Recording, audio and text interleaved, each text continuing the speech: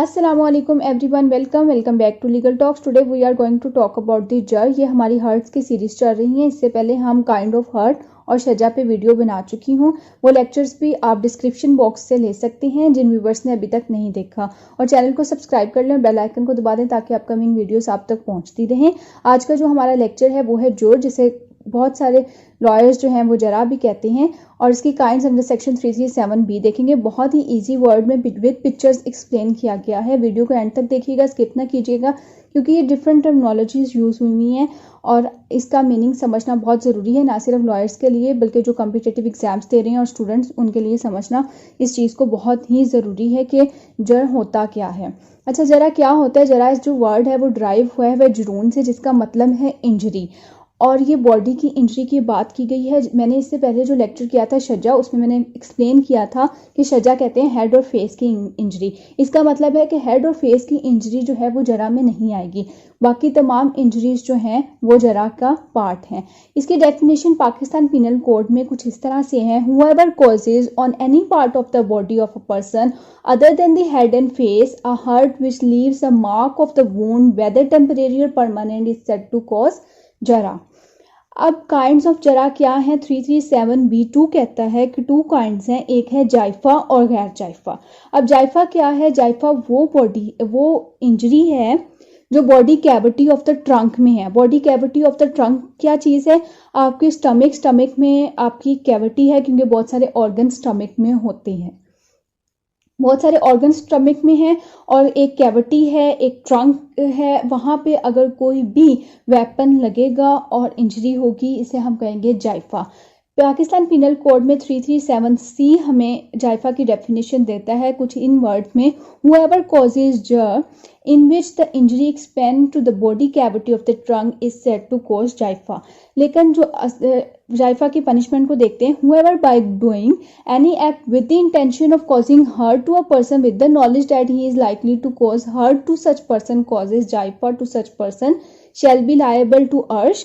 यानी कोई भी अगर हर्ट करेगा और इस नियत से करेगा विद इंटेंशन कि ये दूसरे पर्सन को जो है वो इन्फ्लिक्शन ऑफ पेन हो, और इंटेंसिटी भी उसकी बता रही हो कि इसने इन्फ्लिक्शन ऑफ पेन जो है पहुंचाने के लिए दूसरे को जो है वो हर्ट पहुंचाया है, या कोई ऐसा एक्ट किया है जिससे दूसरे की बॉडी को हर्ट पहुंचे, तो इसके लिए अर्श जो है वो 1/3 ऑफ द दियत होगा।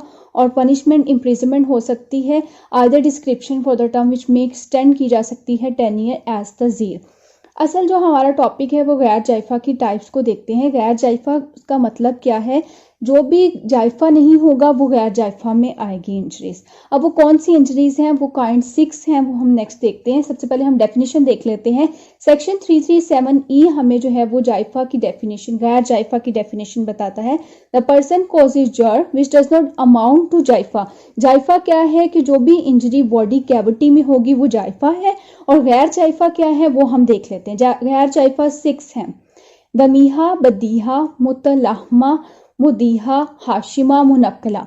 ये बहुत ही आसान वर्ड्स हैं। अगर हम इसमें देखें तो 3 हमारे पास M है, एक हमारे पास H है, उसके अलावा एक B है और एक D है। हम इसे करें इस तरह याद करने की कोशिश करें, क्योंकि याद करना भी बहुत ज़रूरी है। तो 6 टाइप्स हैं, 3M है, एक B है, H है, D है। अब दमीहा जो है, it is an injury with any weapon on any part of the body except head and face. अब हेड एंड फेस को तो हमने जरा में इंक्लूड ही नहीं किया, एक्सक्लूड कर दिया है। उसके अलावा जितनी बॉडी है उस पर जो भी इंजरी लगेगी वो है जरा। अब उसमें भी जो जायफा है वो कौन सी इंजरी है? जो बॉडी कैविटी में है। इसका मतलब बॉडी कैविटी के अलावा जितनी भी इंजरीज हैं वो गैर जायफा में आती हैं। गैर जायफा में जो फर्स्ट इंजरी है वो है दमीहा। अब दमीहा क्या है? हल्का सा रप्चर हो जाना स्किन, जैसे कि पिक्चर में दिखाया गया है, और ब्लीडिंग होना। इसे हम कहेंगे कि ये दमीहा जो है वो कमिट हुआ है। इसकी पनिशमेंट कितनी है? कि इसकी पनिशमेंट हम देखते हैं 1 ईयर एज तजीर है। 1 ईयर से ज़्यादा नहीं हो सकती, 1 ईयर से कम हो सकती है। अब बदीहा, जैसे जैसे जो है वो हम टाइप्स करते जाएंगे, इंटेंसिटी और इन्फ्लिक्शन ऑफ पेन जैसे जैसे बढ़ती जाएगी हम देखेंगे कि चोट भी बढ़ती जा रही है और पनिशमेंट भी इंक्रीज होगी। It means injury with any weapon on any part of the body except head और फेस, यानी हेड और फेस में सजा को हमने किया है बाय कटिंग और incising the flesh without exposing the bone. आप पिक्चर में देखें कि बोन जो है वो एक्सपोज नहीं हुई, बल्कि फ्लैश की यानी कि स्किन की तमाम जो लेयर्स हैं वो भी नहीं कट हुई, बल्कि लेकिन 2-3 ऊपर वाली लेयर्स कट होकर ब्लीडिंग आ रही है। तो इसका मतलब है कि ये बदीहा कमिट हुआ और इसकी पनिशमेंट जो है वो 3 years एज तजीर है। इसके अलावा मुतलाहमा में आप जैसे कि चोट की सिवियरिटी को देखें, लेसिरेटिंग फ्लैश यानी कि जो सारी जो लेयर्स है ना वो कट हो गई हैं, लेकिन बोन के ऊपर जो स्किन की एक छोटी सी लेयर झिल्ली सी होती है वो नहीं कट हुई, लेकिन बाकी स्किन की ऊपर वाली तमाम लेयर्स जो हैं वो कट हैं। तो ये मुतलाहमा में आएगा। और मुतलाहमा की पनिशमेंट क्या है? मुतलाहमा to any person shall be liable to दमन and may also be punished with imprisonment of other description for the term which may extend to 3 years as तजीर। इसकी भी 3 years ही है। मदीहा में क्या है? मदीहा में आप देखें बोन एक्सपोज हो गई है, यानी कि तमाम लेयर्स कट की और जो झिल्ली सी मैंने आपको पिछले में बताया कि एक्सपोज नहीं हुई, जिसकी वजह से बोन वो अभी नहीं कटी, और लेकिन तमाम लेयर्स यहाँ पे वो भी कट हो गई और बोन एक्सपोज यानी बोन नज़र आने लग गई, हड्डी नज़र आने लग गई है। तो इसका मतलब है कि ये मदीहा कमिट हुआ और मदीहा की पनिशमेंट जो है एक्सटेंड की गई है 5 years एज तजीर। इसके अलावा कोर्ट देखती है कि मदीहा to any person shall be liable to दमन यानी फाइन भी जो है वो कोर्ट डिटरमिन करेगी कि कितना होगा, लेकिन 5 years तक उसे पनिशमेंट दी जा सकती है जो भी मदीहा कमिट करेगा। अब हाशिमा जो है लड़कियों वाले नाम है बेसिकली ये सारे, लेकिन ये आपको इसी तरह से एज इट इज़ याद करने की कोशिश करनी है कि क्या चीज़ जो है वो हाशिमा है, क्या मदीहा है, क्या बदीहा है। तो ये सब आपको याद करने हैं एज इट इज़। किस तरह से याद करने में मैंने आपको तरीका बता दिया कि 3M है आपके पास, एक H है, एक B है और एक D है।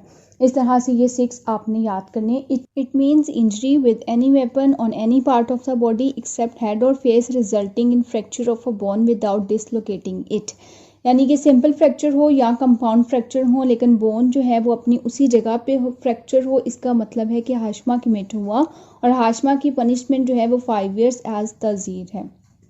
इसके बाद है मुनक्कला। अब मुनक्कला क्या है? मुनक्कला इसका सिंपल यानी हाशमा हमने किया कि फ्रैक्चर हुआ लेकिन बोन जो है वो डिसलोकेट नहीं हुई। इसी तरह मुनक्कला में बोन जो है वो डिसलोकेट होगी, जैसे कि आप पिक्चर में देख सकते हैं कि बोन अपनी जगह पे नहीं है, फ्रैक्चर भी हुआ और डिसलोकेट अपनी जगह से भी हिल गई। इसकी पनिशमेंट 7 years एज तजीर है, यानी कि 7 एक्सटेंड टू 7 इसका मतलब कि 7 years तक हो सकती है, इससे ज़्यादा नहीं हो सकती, इससे कम हो सकती है।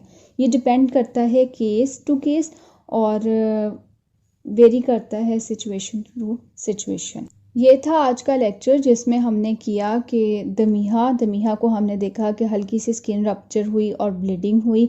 उसके बाद हमने देखा कि बदीहा क्या होता है कि फ्लैश जो है वो विदाउट एक्सपोजिंग बोन, यानी कि अभी बोन एक्सपोज नहीं, उससे पहले जितनी भी चोट होगी स्किन की जितनी भी लेयर्स जो है वो कट हो जाए लेकिन बोन एक्सपोज ना हो तो वो मदीहा है। इसके बाद मुतलाहमा है यानी कि लेसिरेटिंग दी फ्लैश, यानी कि जो आपकी स्किन की जो लेयर्स हैं वो ही सारी उतर जाना, उसे कहते हैं मुतलाहमा। उसके बाद है मुदीहा में बोन एक्सपोज हो जाती है, तमाम लेयर्स ऑफ दी जो है स्किन वो कटिंग हो गई किसी भी वेपन और से जब ऑफेंडर ने विक्टिम को मारा और उसकी बोन एक्सपोज होगी, उसकी तमाम लेयर्स ऑफ स्किन जो हैं वो कट हो गई तो मुदीहा हुआ।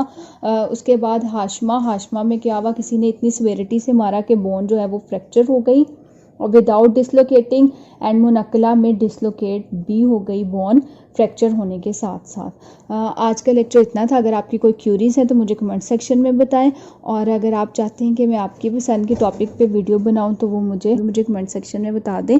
अब तक के लिए इतना ही, मुझे इजाज़त दीजिए।